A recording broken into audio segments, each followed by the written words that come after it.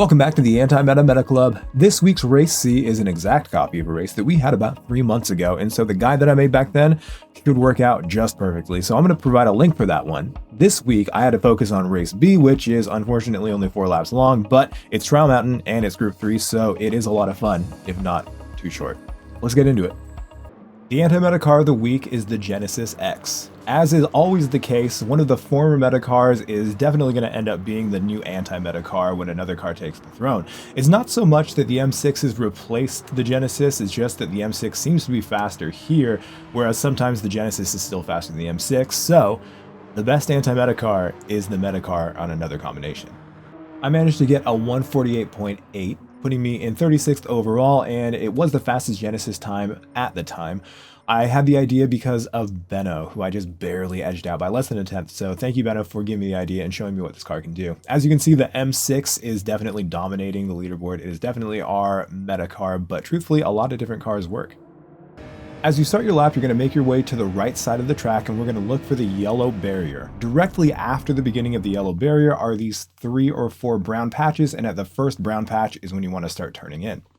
As you turn in, lift off the throttle gently. If you lift off too quickly, you might end up going beyond the curb. As long as your right tires are touching the white and blue, you're going to be fine, but you can also understeer if you don't lift off enough. So make sure you lift off, but not too sharply. After apexing, continue steering to the left and add throttle. You want to get to full throttle. Now, when you want to change direction is when your nose is about in line with the rock to the right, and you should also be pointing slightly to the left of the apex. Once again, lift off the throttle as you change directions, and again, as you can see, you only need to have your left tires touching the curb. Where you change direction again is going to be dependent on your line, but it's going to be well before this beginning of the curb here on the left. You can control the radius of this next left turn by lifting off the throttle either more or less to get more turn in or less turn in respectively. When your car apexes, gently add more throttle, and of course try not to go all the way out into the grass. Even 2 tires in the grass will give you dirty tires now. This big tire mark will tell you when you need to start turning in towards the corner. I like to start turning in before braking, and then I brake at the end of the yellow barrier here on the right. Since we're turning as we brake, we're not going to go to full brake, and what I like to do is try to trail brake all the way into the inside white line and then come all the way off the brakes by the time I get in there to then turn a little bit more and get myself all the way up to the wall. I then gently add throttle in second gear, continuing to steer out to the next corner, being careful not to steer too much as we crest that hill. Get to the left and straighten out before you get to this rock here on the left. Right when you get to it is when you want to hit the brakes, and of course you're going to be doing it in a straight line. I like to turn in right at the yellow sign, and I drop down to first gear just briefly to get the car to rotate before getting back on the throttle. I actually missed the apex here. You can go a lot faster than I did in this specific example.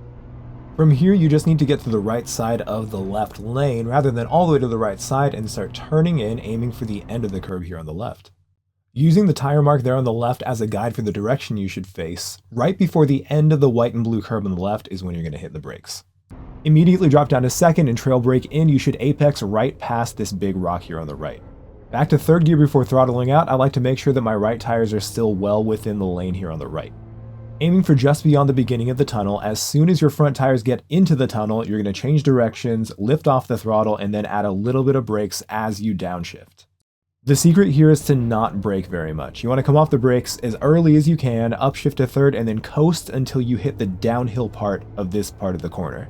Then you get fully on the throttle, continuing to steer to the left, hoping that you don't hit this wall. If you time it right, you should come really close to the wall, but of course, do not hit it.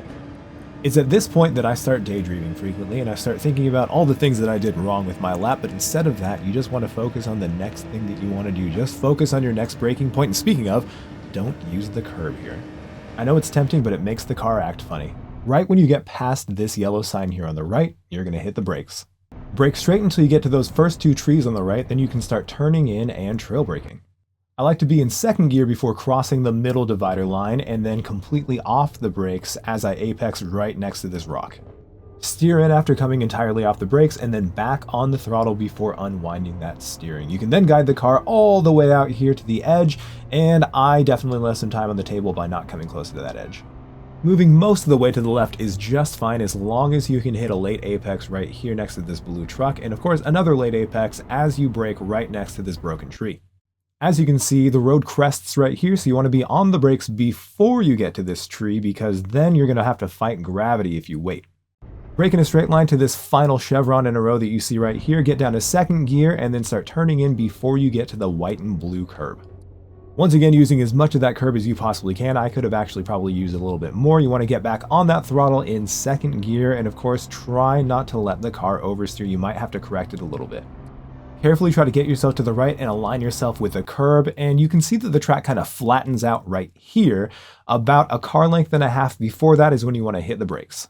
Immediately trail brake and turn in. You're going to have a lot more grip as soon as the track flattens out right there. You're going to dip down to second gear, then back up to third before getting on the throttle. You can get on the throttle pretty heavily, but if you're too heavy, you will get some oversteer. A tiny bit is okay as long as you correct it really quickly. Once again, I'll remind you not to brake on the curb. You're going to look for this big chunk of moss on the concrete wall to the right, and right before that is when you're going to hit the brakes, of course, in a straight line. Your goal should be to get to first gear and begin turning in right at the beginning of the yellow barrier that we just passed on the right. You should aim to come entirely off the brakes and avoid the yellow sausage curb. You're going to look for these two tire marks on the ground right here, and you're going to start turning in and changing directions right about when you get to them, avoiding this next tire mark right here on the outside. You should turn in, lift off, then add a little bit of brakes to use as much of the curb as you can, and you want to get on the throttle before you hit the curb if you can. This is a very long full throttle section, so you want to do whatever you can to extend the length of time that you're on the full throttle. Stay all the way to the left if you think this is a good lap, and if not, you can move to the right to prepare for your next lap. The beginning of this track is really tricky, and you don't want to use the brakes when you're in the time trial. You want to just time it by lifting off the throttle. You want to use as much of the curbs as you possibly can, and you got to be really brave on the throttle. Of course, like I said before, try to avoid going into the grass as much as you can. Pay very close attention to the camber as well as the elevation changes in all of these corners. As you can see, it crests down right after the exit, and you can get a really big oversteering moment there. I should have waited a little bit longer to turn in for that right-hander, and instead I understeered a little bit, which cost me probably at least half a tenth. Braking as little as you possibly can, freeing up as much grip as your front tires have, and then turning in really early, getting on the throttle super early. All of those are really important for that corner. I'd suggest watching that a lot to really see exactly when I'm getting on the throttle and exactly when I'm coming off the brakes. You can see that I'm coasting a little bit. That has a lot to do with the elevation and camber of that last corner. Any really heavy braking zone, you want to avoid using the curb. You can get away with using the curb on some corners, usually ones where you're not going full brake, but if you're going full brake, avoid the curbs. The rocks and the trees on a lot of these corners can tell you exactly when you should be apexing and getting back on the throttle, so it's important to study all those too. This section is really tricky because the track kind of falls away from you because of the crest, so of course, like I've been saying for the rest of the track, be really careful about the undulation of the track as well as the camber. You can see how sharply the car levels out, or how sharply the track levels out, and it makes the car kind of shudder. If you do too much braking or too much steering there, it'll just translate to under or oversteer. If you find that you're braking at the same place that I am, but you're going past that corner, you're probably just steering too early. Pay attention to both the braking as well as the turn-in points. In the honor of extreme efficiency, don't add any distance to your lap by going to the right and preparing for your next lap if you're sure this lap was a good one. Since we're focusing on Race B this week, we don't actually have to worry about any kind of strategy. It's just a sprint, and it's really a sprint. It's only 4 laps long. It also happened to be one of those weeks where I had an incredibly tough time finding a clean race from the back, and part of that has to do with the fact that I'm racing at a really weird time. I've been racing anywhere between 1 a.m. and 4 a.m. my time, which is like early morning or late morning, early afternoon in EMEA, which is where I was racing. Now, I had so many of my races ruined, I decided just to set a time, and I was really hoping, since I only gave it a couple tries, that I'd set a time where I'd be kind of mid-pack, but I accidentally ended up on pole position. Even though I was on pole position, I was hoping, since we had the meta car behind us with an A+ driver driving it, that hopefully he'd be able to challenge me, and I'd be able to show off what this car can do when it is going defensive. But unfortunately, I just kind of drove away. Now, even though I wasn't able to record a full battle from the back for you, I did get a few different battles and passes that could show off what this car can do. Before we do that, I'm going to talk a little bit about what you can do to help yourself out in these races. Since they are so short, you definitely want to qualify as close to the front as you possibly can.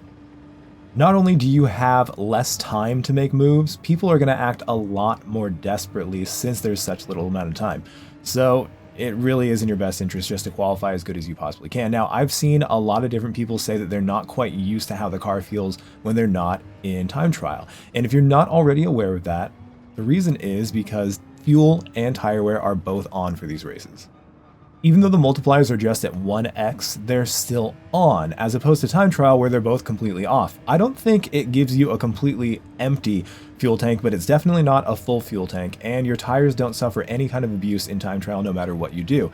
Temperature is still affected, but that changes and evens out pretty quickly, so you don't really have to worry about it unless you're in the race. On top of that, unless you're getting pole position all the time, you're probably experiencing a little bit of dirty air. Dirty air is when you've got cars in front and their aerodynamics are disturbing the air in front, so your aerodynamics don't work quite as well. Unfortunately, the only thing you can do about that is get the experience to know exactly what's going to happen. You really just have to spend a lot of time behind the wheel behind other cars to know exactly what to expect. There is a way that you can practice the same race pace instead of just doing the race, especially if you're not finding yourself in pole position. What you can do is copy all the settings and then just start a lobby of your own with those settings. Now, if you leave it in fixed conditions, you won't have to worry about the wind being that much different, especially since the wind isn't very high in this race, but it will be a little bit different. Probably not enough if you don't have the wind turned on in your lobby for you to tell a difference when you get to the actual race. If you have any more questions regarding race pace and the difference between that and time trial or dirty air, please feel free to ask me down in the comments. With that, I want to take a look at a few of the passes and battles that I had in some of the other races that I did today.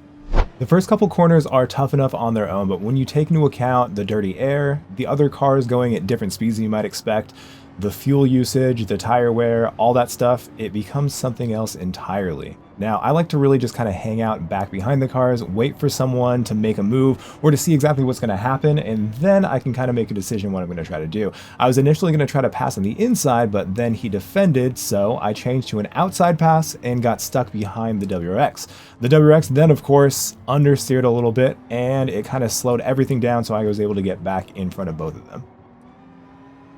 I was lucky enough to still be in the slipstream of the NSX in front, but it wasn't until the next lap that I was able to try to make a move. Once again, at the first few corners, it's really important to pay attention to the language of the cars in front. What I mean by that is, if it looks like they're missing the first apex, especially on this, they're probably going to miss the second one or maybe lose control altogether. So if it looks like a car is going a little bit too wild, hang back and you'll probably get an opportunity to pass them going into the tunnel. If not, and they're wild and loose, then you're probably going to be able to get close to them and make a pass afterwards anyways, just because they lost enough momentum.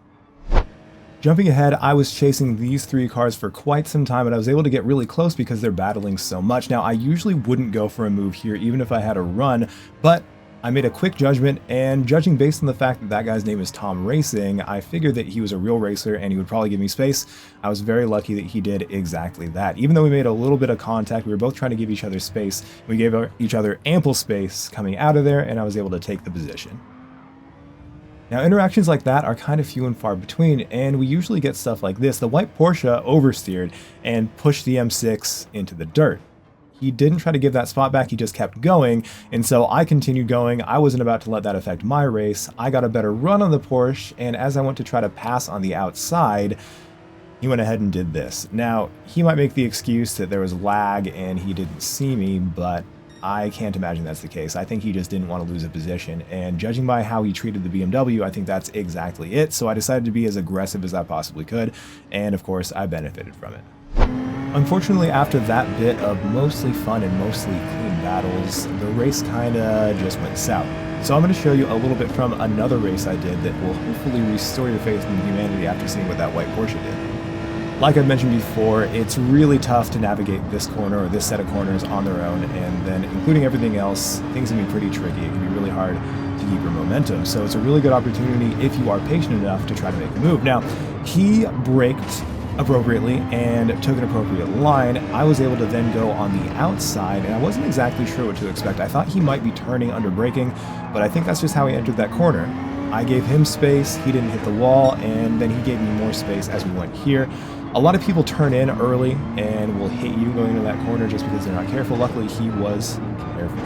Now, going into this corner, we don't really have any action for a while, and in fact, a lot of stuff went down, a lot of bad stuff, but I'm going to show you another interaction I had with that same Mustang driver a little bit later. A lot of iffy driving went down, and I found myself behind that same Mustang that we had passed a few laps earlier. After having a look to see exactly where I wanted to turn in, it had the double effect of kind of freaking him out a little bit. Looks like he missed his first apex, and I found an opportunity to then try to pass him going into the tunnel. Now, since I almost had overlap, he didn't turn in and cut in, so just like I thought before, he was just taking his normal line, and of course, I'm going to give him space as he's on the outside. Since I gave him space, or maybe just because he's a good person, it's the right thing to do, he gave me space as well. Now going into this, we made a little bit of contact, but to be honest, it really barely did anything to me, and he still lifted. I wanted to shout that guy out. That was really cool of him to just go ahead and give me that position. He might have realized that I was, as I demonstrated before, a lot faster, so he just wanted to make sure that neither of our races were ruined too much more than they had already been, but I really didn't think he needed to give me that position back or give me that much space, but he did, and I appreciate it. It goes to show you that there is still good racing to be found in this game, especially with people who are close to the top split or at the top split. So keep grinding, keep trying to get yourself to the top split. Hopefully my guys will help you, and despite the fact that there is still dirty driving in the top split, there is a lot less than in other splits. So I wish you luck. Thank you for watching my video. If you liked what you saw, please don't forget to like and subscribe. And of course, I'll be making another one of these videos every single week. To end the video, I'm going to give you a look at my current members. I love every single one of you. Thank you very much to continue to support what I'm doing over here.